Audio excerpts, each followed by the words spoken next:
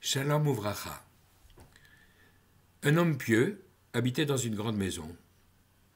Un jour de grande pluie, il y eut l'eau qui a commencé à monter et la rivière voisine qui a débordé. Alors immédiatement, on a organisé les secours. Une voiture de pompiers a sillonné les rues en essayant d'évacuer les personnes qui se trouvaient encore là. Notre homme pieux a dit « Moi, Bitachon Bachem, j'ai confiance en Dieu. Je ne bouge pas de ma maison. » Les pompiers ont assisté, mais il n'a rien voulu entendre. L'eau a commencé à envahir progressivement les rues et seule une moto pouvait continuer à rouler. On a essayé de venir le chercher. Il a dit « Moi, monter dans une moto, vous plaisantez, Bitachon Bachem, j'ai confiance en Dieu. » L'eau a continué à monter, a atteint le premier étage, et il a été obligé de se réfugier en haut, presque sur le toit. Et là, un hélicoptère est venu pour chercher les dernières personnes, lui a tendu une corde, et il a dit « Moi, monter dans un hélicoptère, vous plaisantez, Bitachon Bachem, j'ai confiance en Dieu. » Malheureusement, l'eau a continué à monter, et l'homme a fini par être noyé. Et il se retrouve au ciel, et il se retrouve devant le trône céleste, et il dit à Hachem, « Mon Dieu, toute ma vie je t'ai servi, toute ma vie j'ai été fidèle à tes préceptes, toute ma vie j'ai montré que j'avais confiance qu'en toi. Et pourquoi tu ne m'as pas sauvé ?» Et Hachem lui dit, « Je t'ai envoyé une voiture de pompiers, je t'ai envoyé une moto, je t'ai envoyé une barque, je t'ai envoyé un hélicoptère. Et malgré tout ça, tu n'as pas voulu être sauvé. » Cette histoire pose le problème de Bitachon Bachem, la confiance en Dieu face à Ishtadlut, les efforts que nous devons faire de notre côté.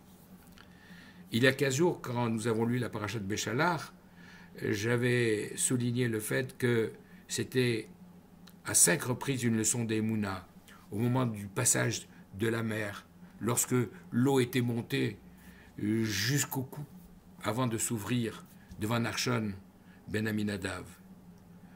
L'épreuve de la foi, au moment où il n'avait plus d'eau à boire que de l'eau saumâtre, et Moshe a jeté un bout de bois pour rendre cette eau douce. L'épreuve de la manne, où chaque jour il fallait recommencer à prendre la ration quotidienne. Celle du rocher de Mara ou Messiba, où Moshe a dû frapper le rocher pour faire jaillir l'eau et abreuver la soif des enfants d'Israël. Et enfin, celle de Amalek, où lorsque les enfants d'Israël regardaient les bras de Moshe Rabbeinu levés vers le ciel, alors ils gagnaient parce qu'ils regardaient vers Akadosh Baruch Hu. Alors on ne comprend pas. Est-ce qu'il faut avoir cette confiance en Dieu comme on nous l'a appris à 5 reprises dans cette parashat Béchalach, ou est-ce que nous devons agir? En réalité, lorsque nous avions parlé de cette eau amère, nous avions vu que Akadosh Baruch Hu avait conditionné d'abord son intervention à nos actions. Dans le chapitre 15 de Shemot, au verset 26, il nous disait effectivement « Vayomer, im shamoa tishma l'école Adonai Elohecha, si tu écoutes la voix de l'Éternel ton Dieu. Ve'ayashar be'enav ta'aseh, ce qui est à droit à ses yeux, c'est ce que tu fais. Ve'azanta les mitzvot, avec que tu écoutes ses commandements. Ve'shamarta kol chuka, avec que tu respectes tous ses préceptes. Asher samti, kolamachala asher samti be'mitzraim, toute maladie que j'ai placée, que j'ai affligée à l'Égypte, loasim alecha, je ne la placerai pas sur toi, qui ani Hashem rofeecha, car moi je suis l'Éternel, celui qui te guérit. Donc nous voyons clairement dans ce verset que la guérison ne peut venir que de Akadosh Baruch Hu. D'ailleurs, c'est ce que souligne la Gemara Choulin d'Avzaïn Amoud Aleph, lorsqu'on nous dit au nom de Rabbi Hanina, un homme ne se cogne le doigt ici-bas que si ça a été décidé là-haut. Comme il est dit dans les Télim, dans le psaume 37, verset 23, « Mais Adonai mitzadeh gaver konenu » c'est Dieu qui fixe l'endroit où l'homme va placer ses pieds tout au long de la journée. Et vous allez me dire, le libre arbitre. Le libre arbitre réside dans la façon dont, à chaque endroit où nous allons être, nous allons décider d'agir. Les endroits sont décidés par Hachem, notre comportement ne dépend que de notre libre arbitre, et c'est ce que nous apprend cette Gemara. Alors, dans cette même parashat Béchalach, nous avions vu à l'époque que devant cette mer qui constituait un piège avec les Égyptiens dans le dos, Moshe était en train de prier, et au chapitre 14, verset 15, « Bayomer Adonai el Moshe matitzak elai daber el bene Israël veIsaou. » Qu'est-ce que tu as à crier vers moi? Pourquoi tu pries? C'est pas le moment de prier. Maintenant, il faut que tu dises aux enfants d'Israël d'avancer et de rentrer dans l'eau. Et effectivement, comme évoqué tout à l'heure, Nachshon ben Aminadab est rentré d'abord jusqu'au genou, jusqu'à la taille, jusqu'au cou, jusqu'au nez, jusqu'à s'écrier comme c'est le cas dans le psaume 69, verset 2. Oshi Eini Elohim, sauve-moi, ô mon Dieu, qui bat ou maïm adnafesh, car l'eau est venue jusqu'à pratiquement m'ôter la vie. Alors, confiance en Dieu absolue, bitachon b'Hashem, ou ishtadlut, où on doit essayer d'agir de notre côté. La réponse à cette question se trouve dans la paracha que nous allons lire cette semaine, la parashat Mishmatim, dans les 2 derniers mots de la première montée, lorsque la Torah va nous dire, à la fin du verset 19 dans le chapitre 21, Verapo Yerapé. Lorsqu'il y aura une situation qui nécessitera des soins, Verapo Yerapé. Et soignera, il soignera. Non pas celui qui a commis le dommage, parce qu'il n'est pas forcément médecin, mais il devra au moins payer les frais médicaux, l'intervention du médecin, ainsi que les médicaments qui seront éventuellement nécessaires. Alors la Gemara, dans Baba Kama, répond à la question d'une autre manière en nous disant, à la page 85, Amoud Aleph, on a enseigné au nom de la maison d'études de Rabbi Ishmael, puisque dans le verset, il y a écrit cette répétition, Verapo Yerapé, et soigner, il soignera, Mikan Shenitena Reshut Larofé des Rapot. De là, on apprend que l'autorisation a été donnée au médecin de soigner. En effet, si c'est Dieu qui envoie la maladie, qui envoie l'épreuve, qui envoie l'épidémie, eh bien, c'est à lui de soigner. C'est lui qui a commencé, c'est lui qui doit terminer. Est-ce qu'un homme, fût-il médecin, quelqu'un a le droit d'intervenir dans le projet divin? La réponse est dans ces mots. Verapo Yerapé, oui. Akadosh Baruch Hu, il nous envoie une épreuve, il envoie la maladie, il envoie l'épidémie pour nous donner à réfléchir, pour savoir qu'est-ce que nous devons réparer. Comment mettre, comme on l'a dit tout à l'heure dans le verset de la parashat Béchalach, mettre nos actions, nos pensées, nos paroles en adéquation avec ce qu'il attend de nous, avec les ordres qu'il nous a donnés, avec les instructions qu'il nous a transmises par l'intermédiaire de Moshe Rabbeinu. Et effectivement, dans ces conditions, il délègue au médecin Verapo Yerapé, et soigner, il soignera. L'autorisation lui est donnée. Non seulement l'autorisation lui est donnée, mais si d'aventure un médecin oserait dire « Ah, maintenant c'est un cas désespéré, il ne faut plus rien faire », nos sages nous ont appris, mais qui lui a donné l'autorisation? La seule autorisation qui lui a été donnée, Verapo Yerapé. Il n'a que le droit de soigner, il n'a pas le droit de mettre un terme à une vie, il n'a pas le droit de baisser les bras, il n'a pas le droit de renoncer. À telle enseigne que le Shulchan Aruch nous dit, dans la référence 6 que je vais essayer de rajouter au texte, quelqu'un qui doit subir un traitement quelconque, par exemple à l'époque de la Gemara, comme dans Brachot, à la page Samer Amoudbet, quelqu'un qui à l'époque devait faire une saignée, ce qui était le remède universel, il devait dire Yehi ratson sheyeh segze li lerfoua, kirofe chinam ata. Mon Dieu, ce traitement que va m'appliquer le médecin maintenant, que ce soit ta volonté, que ce soit pour mon bien, car c'est toi le seul médecin véritable. Le médecin soigne, mais celui qui guérit, c'est Akadosh Baruch Hu. Alors, nous sommes là depuis pratiquement 1 an, au milieu de cette pandémie. J'espère que ça nous a donné l'occasion pendant le confinement de réfléchir, de savoir comment nous améliorer. Je l'ai dit, dans nos pensées, dans nos paroles, et ce n'est pas anodin, et dans nos actions.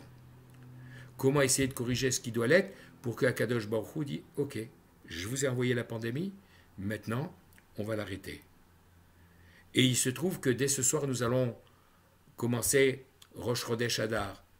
Et dans la Gemara Ta'anit, Daf Kaf Tet Amoud Aleph, à la page 29a, Amar Rabbi Yehuda, Rabbi Yehuda, le fils de Rav Shmuel Bar Shalit, a dit au nom de Rav, Keshem, Keshe Nichnas Av Memaatim Besimcha, de la même manière que lorsque le mois de Av, malheureusement dans lequel le premier et le deuxième temple de Jérusalem ont été détruits, indépendamment de tous les autres événements terribles qui se sont produits à cette époque, du mois de Av, la Gemara continue, car Mishenichnas Adar, Marbim Besimcha. De la même manière, quand le mois de Hadar qui va commencer effectivement vendredi soir à partir du 2e jour de Rosh Chodesh, alors on augmente la joie. On peut se demander, mais attends, tu me parles de joie, pourquoi tu as besoin de me parler de Av et de diminuer la joie? Parce que naturellement, l'un et l'autre sont reliés. Si tu as compris pourquoi on t'a envoyé l'épreuve du mois de Av, si tu as compris pourquoi on t'a envoyé la pandémie, alors je vais t'envoyer la guérison au travers de tous les agents que j'ai nommés pour le faire, les médecins, les chercheurs, les pharmaciens, les soignants. Et à partir du moment où le mois de Hadar commence, si tu as compris tout ça, alors tu vas pouvoir augmenter la joie, et Bezrat Hashem 15 jours plus tard, fêter dignement, et pas avec des masques sanitaires, mais avec des masques de déguisement de Purim, cette fête que nous attendons. Je terminerai simplement en disant, puisque nous parlons de Purim, un enseignement de la Megillah, de la Gemara Megillah à la page 13 à Moudbet. On nous dit que Achar Adevarim Haele, après le complot dont Mordechai a eu vent, et la Gemara pose la question, après quoi? Et Rabbah dit qu'après ces paroles-là, qui sont rapportées pour nous dire que Akadosh Baruch Hu a créé le remède avant la maladie, avant la plaie. Akadosh Baruch Hu n'envoie une épreuve au peuple d'Israël, aux enfants d'Israël, que si au préalable, il a préparé le remède. Igdim refoua lemaka. Il a fait devancer le remède à la plaie. Comme on le dit dans les Slichot, pendant tout le mois de Elul et les 10 premiers jours de Tishri, Maché ou Massé. C'est toi qui frappes et c'est toi qui guéris. Qui guérit par délégation, on l'a expliqué. Mais tu as déjà, au préalable, préparé le traitement. Alors, c'est pas par hasard qu'à propos d'une autre épidémie qui a eu un impact relativement limité, les chercheurs ont inventé ce processus d'ARN qui a permis à certains pays, à certaines entreprises pharmaceutiques comme Pfizer et Moderna, de réaliser dans des délais records extrêmement courts, grâce à cette nouvelle technologie, des vaccins. D'autres pays ont fait un autre choix, beaucoup plus classique. Et malheureusement, le pays dont nous sommes originaires, la France, avec l'Institut Pasteur ou la grande entreprise multinationale Sanofi, ont apparemment pas fait le bon choix. Et leur vaccin classique a abouti à une impasse. Nous avons la chance d'avoir eu cette ARN, eu cette technologie qu'Akadosh Baruch Hu a permis aux hommes de trouver avant que cette pandémie ne se développe, ce qui permet aujourd'hui d'avoir en Israël 40% de la population vaccinée, alors qu'en Europe, il n'y en a que 3%, et malheureusement la France n'est pas à la tête du peloton européen.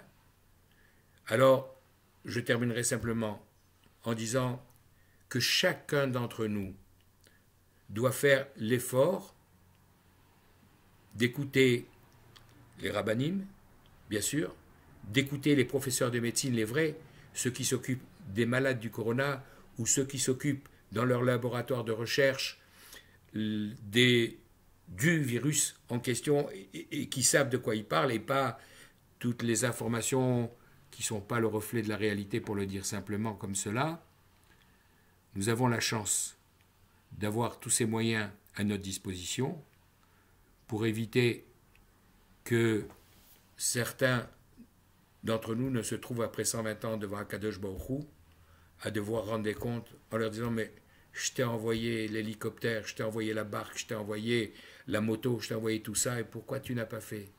Et non seulement tu n'as pas fait, mais en plus même les gestes barrières élémentaires, le fait de mettre un masque, de garder les distances, puisque tu n'as pas voulu te vacciner, de ne pas aller au contact avec les autres gens que tu as risqué de contaminer ou de priver des moyens de réanimation qui auraient été nécessaires pour d'autres cas. Alors tout ça doit nous donner à réfléchir et de prier, parce qu'effectivement, En od milvado, il n'y a que lui qui peut nous apporter la solution à tous nos problèmes. Mais rappelons-nous, et nous allons l'entendre ce samedi en lisant la Torah, Verapo Yerapé, j'ai donné l'autorisation aux médecins de soigner, alors écoutez-les et faites ce qu'ils vous demandent. Shabbat Shalom, Chodesh Adar Mevorach, Mishenichnas Adar Marbim Besimcha, que l'entrée dans ce mois de Hadar voit la joie augmenter et la résolution de tous les problèmes. Amen. Shabbat Shalom, Bracha ve'atzlacha. Kol Tuv.